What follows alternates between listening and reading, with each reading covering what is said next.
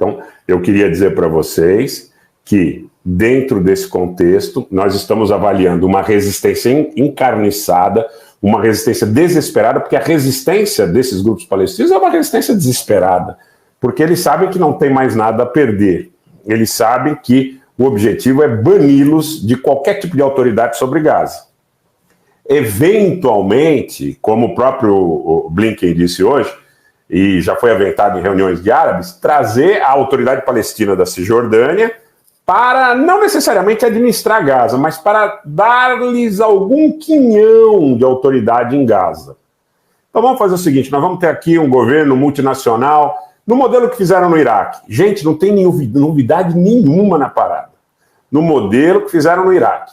No Iraque não colocaram primeiro Paul Bremer, a autoridade provisória da coalizão, depois colocaram primeiros ministros francamente favoráveis, como por exemplo o caso do Nouri al-Malik, francamente favoráveis aos Estados Unidos. Então a ideia deles é colocar um ministro, eventualmente palestino, em Gaza, francamente favorável aos Estados Unidos e que esteja resguardado por uma coalizão. Por quê? Eles vão dizer o seguinte, que olha, deve ter metralhadora, deve ter míssil antitanque, deve ter ainda foguete, tá tudo aí no meio dos túneis, está tudo aí no meio dos escombros, então vocês precisam de segurança. Nós não podemos levar a autoridade palestina ali sem que a autoridade palestina tenha meios para, eventualmente, exercer a autoridade sem ser contestada por armas.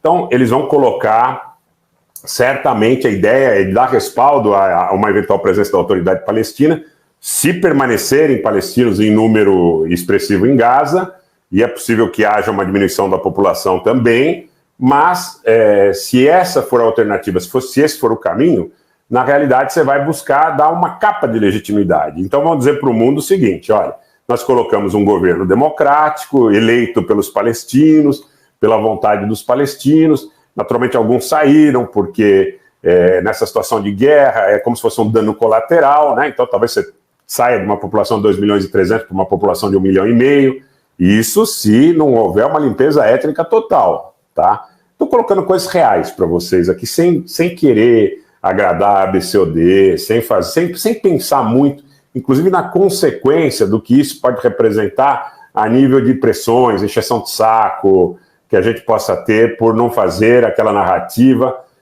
porque você tem duas narrativas, você tem uma profissional, né, de desinformação, e você tem uma oposição consentida. Então, eu não estou fazendo nenhuma nem outra. Não me interessa nem a oficial, nem a oposição consentida. Me interessa trazer e entregar fatos. Da mesma forma que eu não entendo essa realidade como o Ocidente malvado e o Oriente que não aceita o banheiro unissex, que não aceita o cabelo azul, essa baboseira que tentaram emprestar, inclusive para setores à esquerda que entenderam que esse pessoal aí era maoísta, né? Que essa união apregoada poderia ser algo no modelo chinês. Você vai fazer comparação do maoísmo com Donald Trump? Tenha santa paciência, né? Quem está apregoando esse tipo de situação são trumpistas, tá? Então, na verdade, o objetivo é um só: limpar Gaza da presença de qualquer governo hostil. Da população eu não sei. Então você tira o Hamas.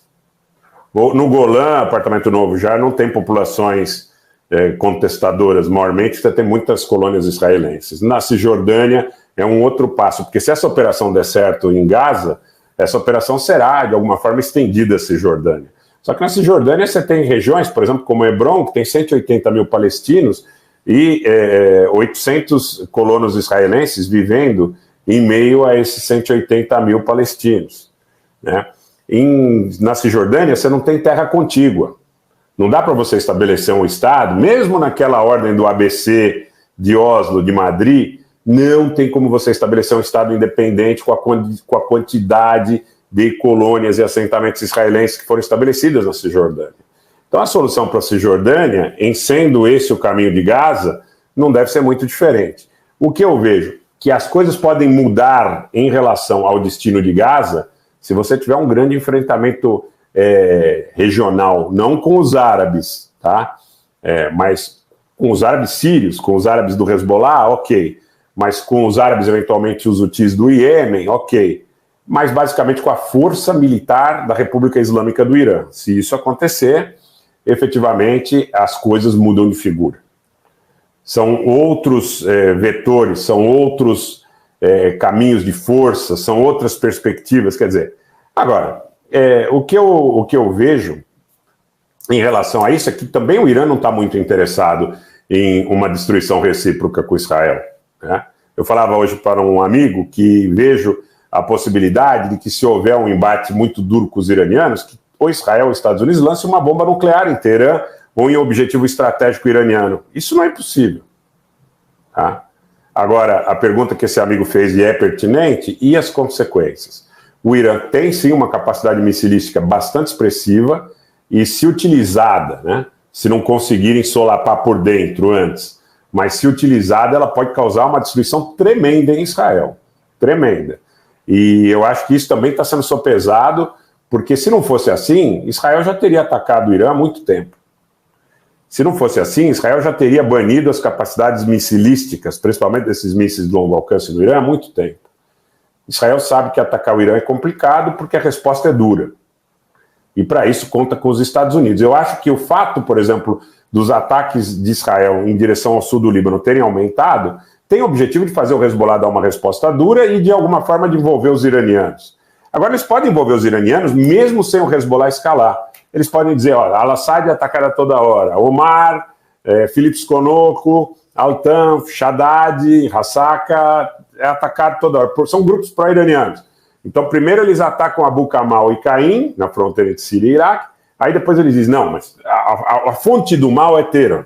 Então nós precisamos cortar a cabeça. A fonte do mal. Então nós vamos atacar Teherã. Tá? Eu vejo essa possibilidade que o ataque a Teherã, eventualmente, não vou dizer imotivado, mas que sejam criados motivos ou premissas para que isso aconteça. Eu estranho muito o tamanho do deslocamento que os Estados Unidos estão fazendo para a região.